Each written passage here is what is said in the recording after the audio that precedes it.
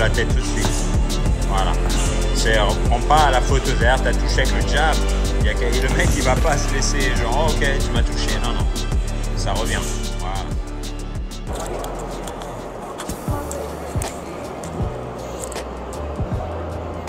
Voilà. Aïe. Qui est ce charmant jeune homme? Baptiste Cheval, enchanté. Alors, enchanté, en direct de la boucherie, la Grande Boucherie, un restaurant français à New York, comme vous avez pu le voir, assez sympa. On est avec Baptiste, fin du séjour après 3 mois à New York. On va lui poser peut-être quelques petites questions pour avoir un ressenti de ces 3 mois qui ont été intenses, beaucoup de hauts, de bas, et on finit sur une super bonne nouvelle qu'on parlera à la fin, peut-être. Touche du bois. Voilà. Alors explique-nous un peu comment ça s'est passé tes 3 mois de façon générale en termes de boxe.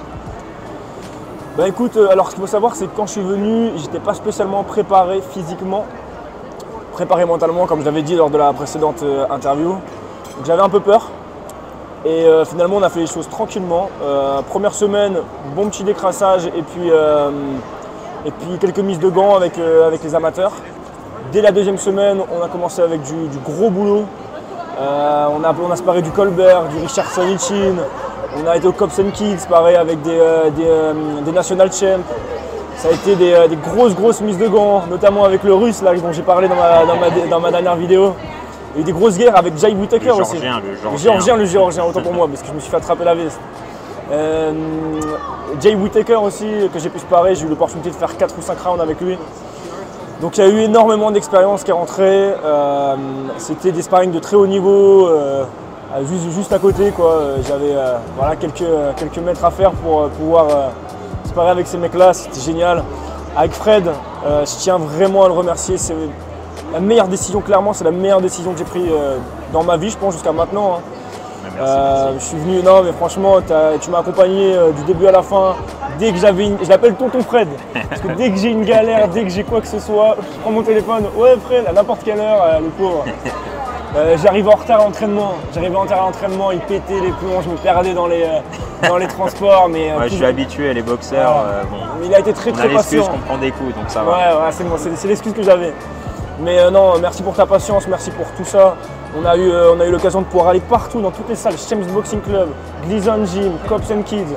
Et à chaque fois, on a un super accueil. On est accueillis comme des rois et on est respecté. Et ça n'aurait pas été possible sans toi, donc vraiment merci. Cool. L'expérience, elle est incroyable. Je kiffe, franchement. J'en prends plein les yeux tous les jours. Ouais. Tous les jours, j'en prends plein les yeux.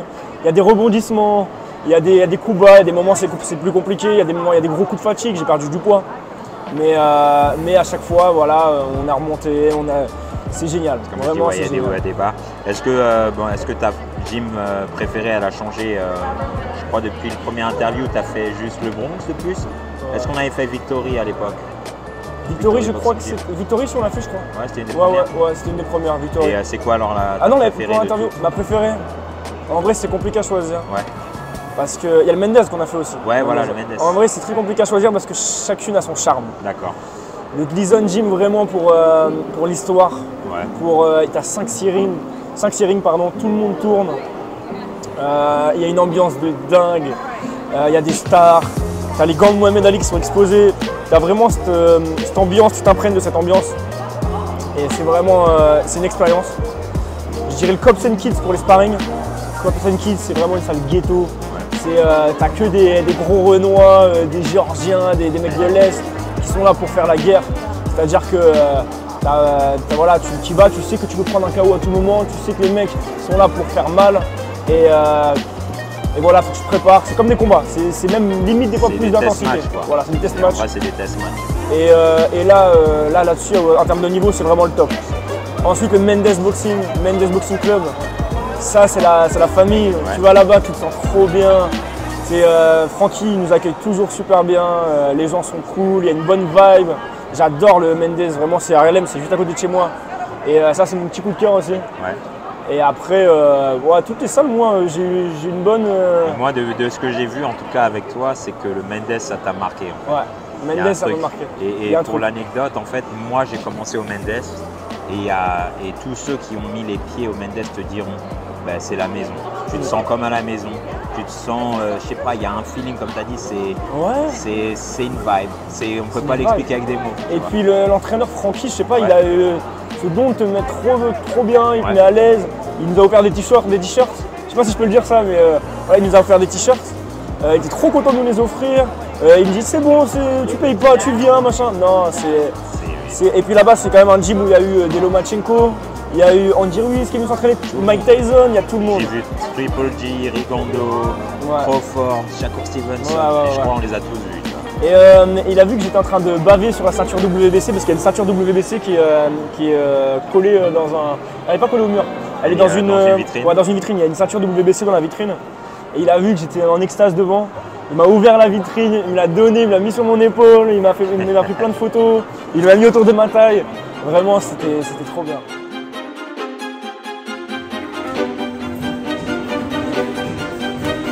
Work time.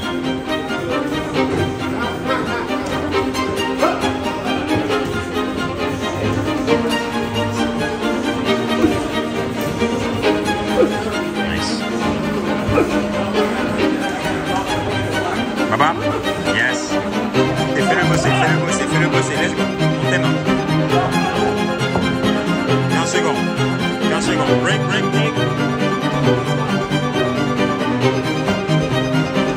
Travaille. Baba, nice. Comme ça. Je l'eau.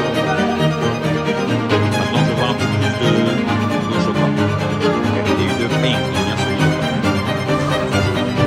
Voilà. Box relâché, tranquille. 30 secondes. Tourne. On repart.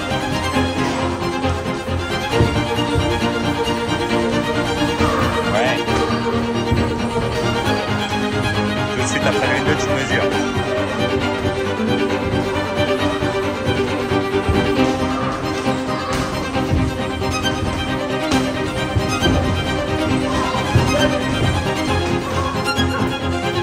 Ça lui de venir, donc ne fais pas trop d'efforts.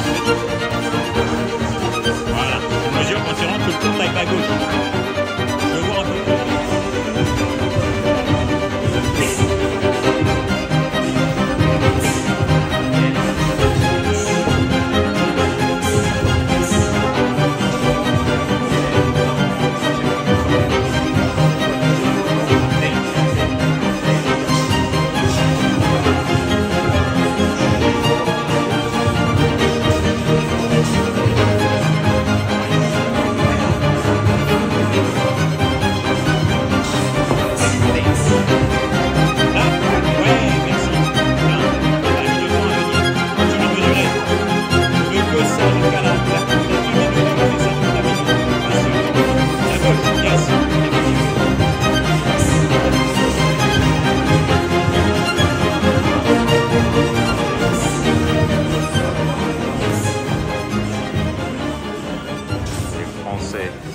Les plus lents de l'histoire. Regardez-moi ça. Regardez-moi ça. Vas-y, raconte-nous l'histoire. Du coup, Bastien, tu disais. Là, je disais que si jamais un jour j'ai une femme et que genre c'est elle qui ramène l'argent au foyer, bah ça me dérange grave pas d'être un homme au foyer. Ouais. Je l'appelle, elle a allongé toute la journée et qu'elle paye. L'appel est lancé. C'est pas à l'homme de ramener forcément. Baptiste. Baptiste qui sort de la Normandie pour la première fois de sa vie, quoi. Avec mes lunettes. Ah ouais, j'avais pas vu. Oh my god. Let's go. On a juste à demander à Brian.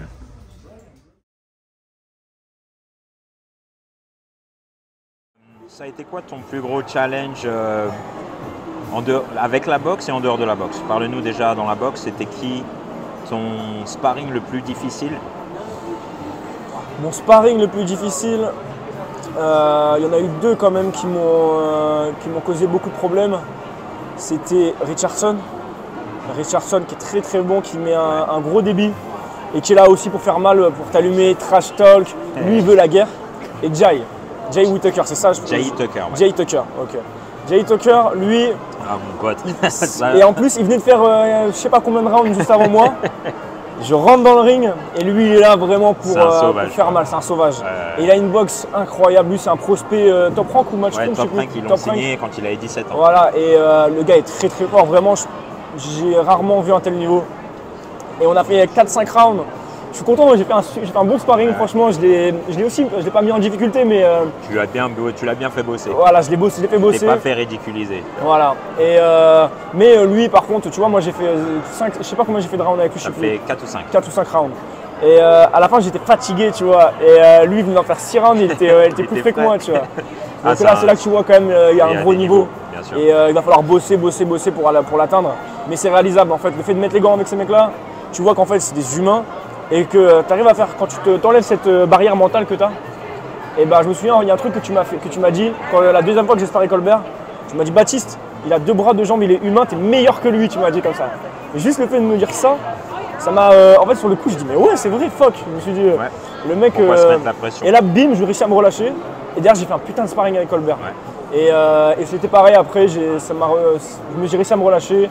Et à me dire c'est pas parce que c'est des ricains que c'est des extraterrestres. Ouais. Et on a fait la guerre à chaque fois et on a bien représenté les couleurs françaises, je suis content. Exact. Parce qu'à chaque fois on a été respectés, les mecs tout le temps à la fin ils étaient là, ouais super boxeur, machin, nani, je me suis pas fait ridiculiser encore, tu vois. Et d'ailleurs pour l'anecdote, en suivant ce sparring avec Colbert, c'est là qu'on a eu la proposition pour que tu deviennes le sparring officiel pour Ismaël Villarreal, qui a boxé Callum Walsh, parce que tu étais en vrai le gars parfait pour ça, quoi. C'est ça. Et donc tu as servi de sparring.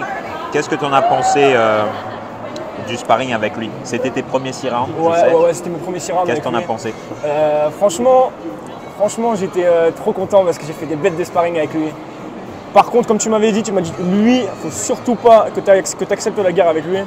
Il y a des moments, j'ai voulu faire un peu le show, j'y suis allé. J'ai vite regretté quand même, parce qu'il fait mal. Oh là là, qu'est-ce qu'il fait mal. Il travaille au corps, il a un travail au corps qui est exceptionnel. Et une fois que j'ai réussi à bien mettre en place la stratégie que tu m'as donnée, j'ai réussi à le mettre en difficulté. J'ai vu que j'étais pas ridicule en fait. Mais ouais, franchement, même moi à ton niveau, il m'a impressionné. Hein. Et voilà, et du coup, il y a plein de. Tu vois, même les gens dans la salle, j'étais content, ils m'ont saucé de ouf, tu vois, ils m'ont saucé de ouf. Après, je donnais ma vie, hein. Les gars, je donnais ma vie. Genre, j'étais en mode survie pendant le sparring. Parce que c'est vrai que ces mecs-là, il en suffit une seule, et c'est dodo. Là, je l'ai senti avec lui. Surtout les coups au corps. Il m'a fait mal au corps. Hein. Et pourtant, j'arrivais à me. Tu sais, je me protégeais, mais quand je les prenais, j'avais des bleus. Je me souviens, le lendemain, j'avais des bleus sur les bras et tout. Et du coup, alors, ce mec-là, il avait été appelé pour perdre contre Callum Walsh. Callum Walsh. Callum Walsh, qui est le protégé de Dana White, qui est une petite starlet. C'est une future superstar. Et ils l'ont appelé pour perdre. Il était en main event au Madison Square Garden, donc on a été le voir. Et tout le monde disait, ouais, vous allez voir, il va se faire allumer.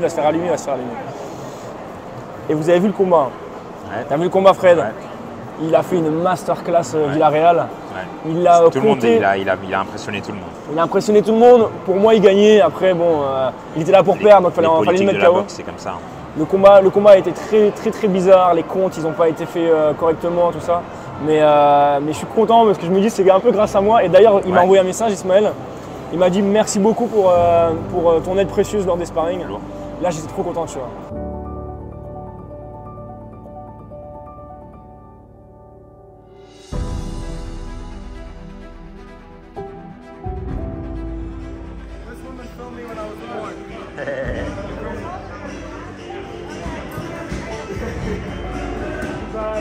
Bye.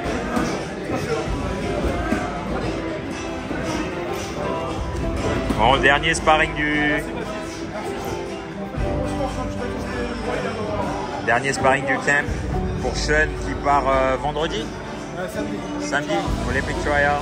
On va gagner les gars, je vous le dis. Gardez un œil sur notre. Écoutez-moi bien. Les Irlandais, Americano, Belges. Il y a Jean-Claude Van Damme. Il y a Conor McGregor.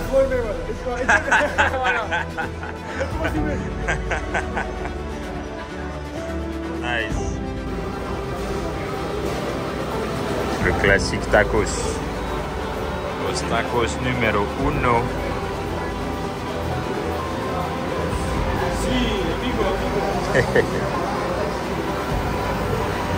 Yeah.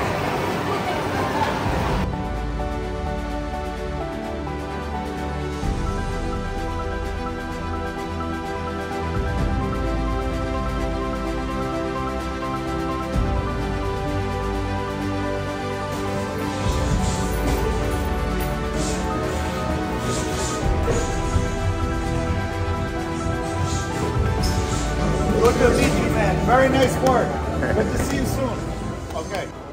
Parle-nous un petit peu du challenge. Bon, il y a les challenges de la boxe, on vient d'en parler. Et toi, tu as eu une expérience un peu différente parce que ça fait 3 mois que tu es là. La plupart des gars ils viennent ici 2 semaines. Est-ce que tu as eu. C'est quoi les challenges que tu as rencontrés en dehors du ring, dans la vie de tous les jours de New Yorker? C'est une ville stressante. Enfin, tu vois, beaucoup de gens ont des perceptions différentes. Explique-nous un petit peu le bien comme le bad de New York. Alors moi, ça a été une grosse aventure. Autant sur le terme pugilistique, sur le terme humain. Et en fait, moi, tu sais, je viens de la campagne, on n'a pas énormément de moyens dans mon petit village, et ni dans ma famille. Du coup, le fait qu'on parte avec ma femme, parce que je suis venu avec ma femme à New York, on s'est dit on va faire venir toute la smala, toute la famille. On s'est dit on va faire croquer, tu vois. Et du coup, il y a toute la famille qui nous a rejoints. Alors ce qu'il faut savoir, c'est que nous, on a loué un petit appartement dans Harlem. Ça nous a coûté très cher, donc il a fallu qu'on serre la ceinture, qu'on trouve, bon j'ai pas trop le droit normalement, mais on a essayé de travailler, tu vois, on a trouvé du travail ici. Ça allait très vite d'ailleurs, mais il a fallu quand même voilà, essayer de les trouver des contacts pour bosser, tout ça. Donc avec ma femme, on a réussi à travailler, et après on a reçu du monde. Sauf que on s'est retrouvé à 8 dans ma chambre. Et moi le lendemain, j'avais des sparring très important, tu vois, avec Ismaël, avec des Richardson, des Chop, tout ça. Et on était 8 dans la piole, donc je vous laisse imaginer que c'était compliqué pour dormir, sachant qu'on n'a pas d'isolation dans notre appartement, tu vois. En fait, il y avait un mec en bas de chez nous, il mettait de la musique à fond tous les matins de 7h jusqu'à… voilà. Tu avais le pack à côté, il y a un délit, pareil, il foutait la musique à fond. Tu avais des travaux, les mecs ils étaient là avec la… Je vous montrerai, je vais envoyer les images, comme ça on pourra les mettre pendant le truc. Ils étaient là avec le, je sais pas comment on appelle ça, la boum marteau piqueur. Oh my god, le soir. Ouais, il y avait des bastons, moi c'est Harlem, c'est le ghetto, hein. Tu connais. Hein. Là, le soir, tu avais des bastons en bas de chez moi. Ils tournaient des clips de rap à 3h du mat. Ah ouais, j'ai vu ça. Ouais, t'as vu. Tu l'as cette vidéo? Ouais, je l'ai la vidéo. On va les mettre. Ils tournaient des clips de rap. En vrai, c'était compliqué. New York, ça bouge tout le temps. Il y a du bruit H24. Mais que tu sois dans un beau quartier ou même dans le ghetto comme on était, tu vois, et bah, il y a tout le temps du bruit. Et genre ça, c'est dur à s'y faire. Moi, mon cerveau, il y a des fois, il a disjoncté. T'es ce qu'on appelle overwhelmed, t'es débordé en fait. Débordé. Tous les sens. L'odeur, le bruit, la vision du monde partout, les lumières, tac. C'est un truc. C'est ça. Ouais. C'est ça. Moi, un jour, je me souviens, dans la nuit, je me suis réveillé en sueur. Et comme ça, je me suis levé d'un coup. J'ai été en train de faire un rêve où j'entendais un mélange de tous les bruits de la ville. Le bruit du métro, le bruit de la cloche des sparring. Et ça faisait boum. Et là, je me suis réveillé. Ma femme, elle était là, ça va, Baptiste, c'est tout. J'étais en sueur. Je me dis, what the fuck. Et en fait, il a fallu un gros temps d'adaptation.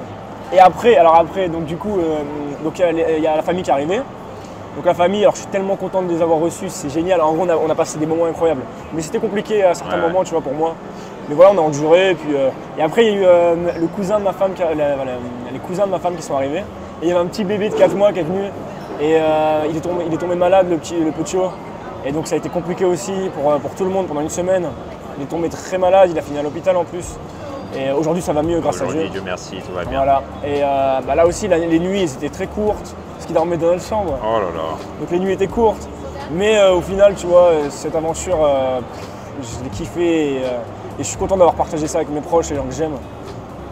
Donc voilà. Super. C'est quoi une des choses que tu as le plus apprécié dans la ville, que ce soit les personnes ou l'atmosphère générale? En vrai, l'atmosphère, tu es dans un mood où tu es obligé de performer. Ouais. Obligé. C'est-à-dire que c'est simple, c'est pas comme en France, tu vois. C'est là, si tu bosses pas, si t'es pas à fond la meilleure version de toi-même, tu crèves. C'est marche ou crève en vrai. Ouais, c'est vrai. Et donc tu es obligé de performer, tu es obligé de te dépasser, de devenir la meilleure version de toi-même. Tu vois les mecs qui se parent tous les jours. Moi, il y a des jours où j'allais pas sparer ou j'allais pas m'entraîner parce que j'étais fatigué. Après, je culpabilisais, je dis non, lui, il faut que je le dépasse, il faut que machin, nan, nan, tu vois. Il y a ça. Il y a le fait aussi de, t'as plus de lové, bah, t'as pas, je sais pas, le pôle emploi ou quoi qui tombe à la fin du mois. Non, faut que t'ailles charbonner, gros, tu vois. Il faut 3 tafs ici, mon frère. Ouais, donc du coup, donc il y avait ça, et après, ce que j'ai beaucoup apprécié, c'est par contre la vibe des gens.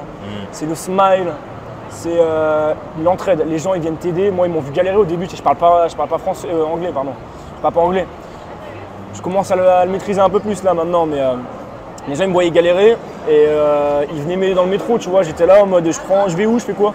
Ils voyaient juste que je galérais, ils venaient, ils sont trop contents de t'aider. Ils te font des grands sourires, ils te font des compliments. Il y a des gens, ils viennent te parler, ils t'adressent, ils te font un compliment. Tu es là en mode ah ouais, tu connais pas. Waouh, c'est incroyable. Tu vois, et puis non, il y a ma femme, elle arrêtait pas, elle arrivait avec ses ongles. Oh, I love your nail et tout machin. Là, c'est trop cool. Après, il y a beaucoup de superficiel, ça c'est sûr. Bien sûr. Tout n'est pas bon ici, hein, voilà. Mais j'ai vraiment apprécié ça. Le fait qu'il y ait des décors incroyables, il y a des lieux incroyables. On a mangé yéménite. On a mangé yéménite, on a mangé jamaïcain, on a mangé portoricain. On a mangé. C'est fou. Là, on est en français, regarde comment c'est beau, tu vois. Je sais pas, en fait mon cerveau il voit trop de choses, c'est une aventure de malade. Ça me ramène sur la prochaine question. Comment ça t'a affecté, tu penses, en tant que boxeur, mais aussi en tant que… En tant qu'humain, tu veux dire? Ouais, comment ça t'a affecté? Bah, c'est simple. Je pense que je suis dans une autre façon. Je pense que je vais le voir quand je vais rentrer en France, tu vois. Ouais. Et je sais qu'en France, j'ai des choses à faire. Quand je vais rentrer, j'ai beaucoup de choses à faire. Avant de venir ici, j'étais là en mode à la cool, ouais, machin, tu vois. Et là, gros, je me dis, mais mec, il y a tellement de choses à faire dans ce monde. T'as la New York Hustle mentality, ça veut dire que maintenant, ça y est, t'as la mentalité du bosseur, du charbon, quoi. Tu vois. Là, je vais retourner dans ma petite campagne, je vais me taper dessus, je vais dire, il faut que ça bouge.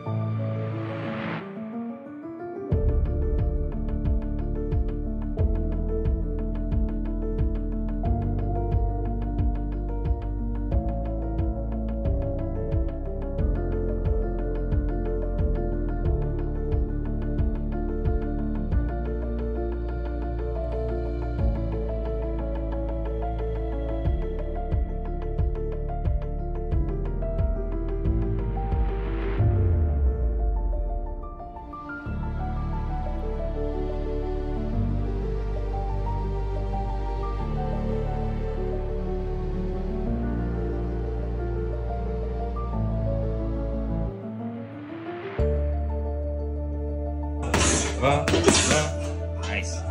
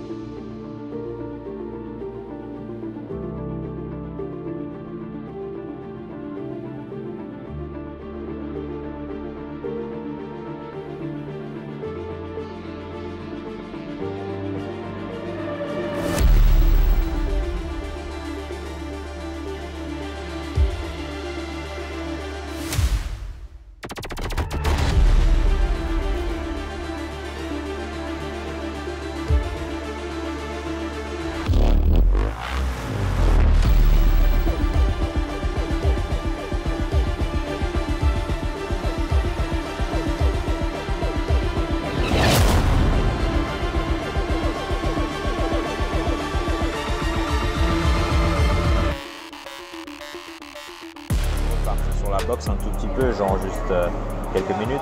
Est-ce qu'il y a eu un boxeur préféré? On en a parlé de ça ou pas? Est-ce que tu as eu un boxeur ici, genre que ce soit son style ou même sa personnalité? Est-ce qu'il y a un boxeur qui t'a marqué et t'as dit ouais non lui c'est mon gars? En vrai, je sais pas. Attends, je suis en train de réfléchir. T'as pas des idées? Attends. Bah, attends, je vais te rappeler qui t'a sparé. Ouais. On a sparé Chop Chop, on a sparé Chop Chop, pardon. Chris Colbert, on Ouais. a sparé Richard Sonichin, t'as sparé Sean, t'as sparé Ouais, Sean, ça va. le Melvin. Qui d'autre? On a dit Ichin, Richard Ouais. Sonichin. Ou Tucker. Tucker. Mais après, tu vois, c'est des mecs qui sont pas là pour faire des potes. Non. Ils sont là pour, Ouais. pour le Mais business. tu vois. après, on a parlé, ils étaient grave cool. Ouais, tout le monde est cool en Ouais, général. genre, tu vois, Richardson. Ouais. Alors, pour l'anecdote, c'est bon, tu filmes là? Ouais, ouais. Ouais, tu vois, Richardson, pour l'anecdote, moi, je savais pas du tout que j'allais boxer avec lui. Ouais, ouais. En gros, je suis parti dans le gym. Je vois un Renoir, il arrive et tout, l'oxé, tout ça. Moi, je connais pas. En vrai, j'ai pas une culture boxe ultra développée. Donc, je connais les bases et tout, mais Richardson, je connaissais pas. Il arrive tout en TMT, genre Floyd Money Mayweather, tu vois, la team de Floyd Money Mayweather. Je le vois, il arrive et tout, t-shirt WBC, ceinture TMT. C'est vrai, il arrive avec son t-shirt, le gamin. Mais sauf qu'en France, des mecs comme ça, tu vois, c'est les fans, tu vois, entre guillemets. Ouais, ouais. Donc ils sont habillés C'est comme un ça. fanboy. Ouais, des fanboys. Et parce que moi, je le vois équipé et tout. Et là, on me dit, ah, Africa, j'entends Africa. Je savais pas que c'était son surnom, moi. Et là, il arrive, il fait, hey bro, c'est toi le 75 kilos et tout. Et je dis, ouais, c'est moi. Je suis bon, moi, je vais sparer lui, tu vois, ok, voilà. Ouais. Et quand je mets les gants avec, premier round, je dis, putain, mais il est chaud, lui. Et je dis, mais, il est bon, hein, et tout. Deuxième round, je dis, ah ouais, il est vraiment chaud. Et après, c'était la guerre. Et je me gros. rappelle, t'as essayé de t'échapper, genre Ouais. 4 ou 5 ans, t'as dit, ah, c'est bon, je suis C'est fini. bon. Il a dit, non, Non, tu restes. Là, tu restes. Ouais, en fait. Et c'est bien, il t'a poussé. je suis Ouais, il m'a content. poussé. Parce qu'en fait, je vais faire 4 rounds avec lui. À la base, c'est ce qu'on avait prévu, je crois. Et enfin, c'était même pas avec lui, c'était eux, ils t'avaient contacté, t'as dit, est-ce que t'as un 75 kg? Ouais, mais c'était complètement random. Il m'a Ouais. dit, j'ai un 75 pour toi. Ouais. C'est ce qu'ils m'ont dit. Ouais. Ils m'ont dit, j'ai un amateur open. En gros, j'ai un amateur. Non, j'ai un élite. Il m'a pas dit, moi je connais, il aurait pu me dire, c'est Africa, tu vois. Mais c'est un gamin, il m'a pas dit. Et en fait, voilà, parce qu'en fait, ce qu'il faut savoir, c'est que lui, il boxe en moins de 65 ou 66, Ouais, je crois. ouais, quelque chose comme ça. Sauf que le gars, il faisait 78 kg. Facile. Ils font des cuttings de ouf. Ouais, ouais. Et le mec, il arrive et tout, donc bref, hop, comme je disais tout à l'heure, on boxe et tout, il y en a. Fin du 4ème, je me dis, bon, c'est bon, j'ai fait une guerre, surtout le dernier round. À la fin du 4ème round, je savais que c'est le dernier, je dis maintenant, vas-y, je porte mes couronnes. On s'est allumé, tu vois. Alors, et moi, j'en pouvais plus, j'ai joué ma vie, tu vois. Je joue ma vie, je descends, et là, il me fait, non, bro, tu restes. Et il y avait une ambiance de ouf, nous sommes pendant le sparring, ils étaient là, tout le monde criait à chaque fois. Ouah. Et là, il me dit, non, bro, tu restes, il me dit. Et là, je dis, Il dit, je suis venu jusqu'ici. Moi, je lui dis, non, mais il est mort et tout, c'est bon. Il dit, non, Ouais, moi, je suis ouais. venu jusqu'ici, on ouais, il me finit. dit non, on finit bro et tout. Et là je dis oh putain. Et là je voyais tout le monde qui me regardait. Et après je me suis dit, eh gros, je suis français frère. Si je me casse, ils vont prendre les Français pour des. Ouais, tu nous sais bien, t'as Ouais, relevé. c'est ça que je me suis dit. Tu je nous me as fait suis dit, honneur. voilà. Et après, je me suis dit, allez, nique. Si je fais mon dernier, c'est Richardson, tu vois. Même si je savais pas encore que c'était, j'ai dit, vas-y, je suis obligé de le faire. Et je monte sur le ring en mode asthmatique, comme ça. Et là, je dis, vas-y. Et au final, j'ai fait un putain de dernier round. Tu m'as dit, passe l'hypercut. T'avais pas arrêté de me le répéter, j'arrivais pas à l'envoyer. Et dernière seconde, j'ai réussi à le passer, tu vois. Nice. Bam, mon plexus. Ah, j'étais trop content. Magnifique. Et après, je suis sorti et tout le monde a dit, waouh, super et tout. Et là, c'est là que je me suis rendu compte que c'était Richardson. Parce que t'as Bastien, il vient voir, il me fait, mais gros, là, tu viens de se parer avec Richardson, frère. Il vient de gagner, il venait juste de Ouais. gagner son titre WBC, justement. Ouais. C'est pour ça qu'il avait le Ouais, t-shirt. c'est pour ça, du coup. C'était C'est champion de dingue. WBC. Il a le mec. fighté genre la semaine Ouais. avant que. Genre le Donc, mec, en plus, c'était un drogué du ring. Et puis, gros, tu vois, pour te du dire. coup, il était en forme, tu vois. Ouais, ouais. Et c'est là que, du coup, après, j'ai pris l'ampleur. Le mec, on a pris sur les réseaux et tout, on s'est ajouté, on a pris une photo, tout ça. Et là, je vais sur son truc et tout. Et là, je dis, mais what? J'espère avec ce mec et tout. Et là, j'étais là sur mon nuage toute la soirée. j'étais là. Ah ouais, gros, j'étais là en mode. Ah, c'est un truc de ouf Et, quand même. ouais, et justement, le fait de ne pas savoir qui c'était, je pense que c'est pour ça que, aussi que j'ai fait un bon sparring. Bien sûr, t'étais relâché. C'est, tu vois, le premier sparring avec Colbert, Ouais, t'étais super tendu. Et je t'ai dit, frère, ouais, ils ont rien de plus que toi, ces mecs-là. exactement. Je te Et jure. après, t'as vu le deuxième, C'était à la maison après. après c'est bon. Après, il se plaignait. Ah, arrête, dis-lui de pas me mesurer. Ça, Bah, frère, ça marche comme ça. Toi, tu le fais, toi. En Si plus, tu le fais, on le on fait. faisait des coups de pute. Hein, Ouais, dans le bah truc. oui. Mais Ouais, bon, écoute. non, très, Mais bon, pour finir l'anecdote, tu voulais, quand je te disais ton boxeur préféré, parce qu'Africa, il était cool à la fin, tu disais. ouais. Africa, super gentil. On a discuté, il parle un peu français parce que je crois qu'il vient d'Haïti. Il vient d'Haïti, ouais. Donc on a parlé un peu en français, tout ça. Et après Chop Chop aussi super sympa, très gentil, très bon gars. Sean, c'est notre Belge. C'est notre Belge, notre gars sûr, le Belge sûr. il y a un an, Belge pour Belge. Sean, pour l'anecdote, il y a un an, c'était encore un novice.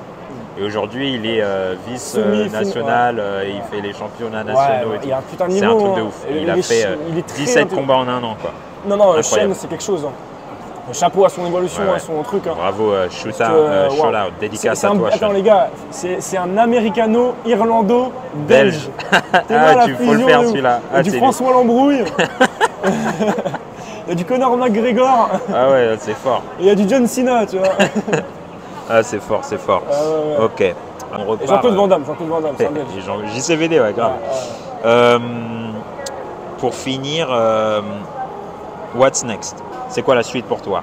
Tu veux qu'on parle un peu de cette on va dire, crazy opportunity ou je sais même pas comment le décrire en français. Dinguerie. Donc quand tu vois, quand je dis aux gens, quand on dit aux gens le rêve américain, la terre des opportunités, là aujourd'hui tu en es un peu on appelle ça, on peut dire que tu as expérimenté cette réalité. Cette réalité. Parle-nous un petit peu de ce qui s'est passé là ces 2 derniers jours là. Alors, j'étais tranquillement chez moi, en train de débattre d'un sujet, je ne sais plus de quoi on parlait avec. On parlait de religion. On parlait de religion avec mon colocataire. Et d'un coup, mon téléphone sonne. Hop, je vois un message sur Instagram d'un coach qui me dit Salut Baptiste, tu m'as été vivement recommandé par un entraîneur. Ton profil correspond exactement à ce qu'on recherche. C'est l'entraîneur de l'USA Boxing qui m'a dit que je correspondais au profil pour participer et intégrer la team NYAC. Donc NYAC, c'est le club, je pense, ce que tu m'as dit, le plus prestigieux de New York, un cercle très fermé. Et il veut que je fasse partie de l'équipe, que je représente l'équipe NYAC pour les Golden Gloves nationales pour des États-Unis. Et quand j'ai reçu ce message-là, j'étais là en mode what, la dinguerie. En fait, il faut savoir une chose. Explique-nous un peu, parce que toi, tu connais pas NYC. Donc, tu m'envoies le message, il y a ce mec-là, il m'envoie un message, c'est quoi? Parce qu'en fait, Fred, je l'envoie à chaque fois, je reçois plein de messages depuis que je suis ici. C'est avec les réseaux sociaux, tout ça, j'ai pris plein d'abonnés et tout, tu vois. Et j'arrête pas de recevoir des trucs. Donc à chaque fois, le pauvre Fred, je l'ai envoyé, tiens, c'est quoi ça? Boum, boum, boum, boum, boum. Et Fred, il me dit, ça vaut le coup, ça vaut pas le coup, ça machin, c'est mon conseiller entre guillemets, tu vois. Et donc j'envoie ça un peu j'avais vu le message, j'avais vu que ça paraissait quand même assez sérieux. Je me suis dit, what, le mec il avait pas trop d'abonnés et tout, machin. Je dis, bon, j'envoie à Fred direct. What the fuck et tout. Il me dit, ça c'est NYAC, mais il faut répondre tout de suite, nanana. Et là je dis, wow. Et là il me dit, tu signes avec eux, c'est bon, en gros, ta carrière elle a décollé, tu vois. Là pour la petite histoire, c'est juste à côté d'ici, tu vois, le New York Athletic Club. On revient tout frais de l'interview, un peu tout excité et tout, parce que on ne sait jamais sur quoi ça peut dérouler. Maintenant, il y a quelque chose à mettre en place, mais c'est une superbe opportunité. Là, tu dois vivre un rêve éveillé, c'est quand même un truc de ouf. Ah, tu sais, je comptais rentrer en France, faire mes débuts pro. Là, ça met toute ma vie en question. Je me dis, wow, et puis, on verra après une opportunité comme ça, je pense qu'il faut la saisir. Ça se présente qu'une fois dans la vie, surtout qu'eux ils me payent tous les frais de déplacement.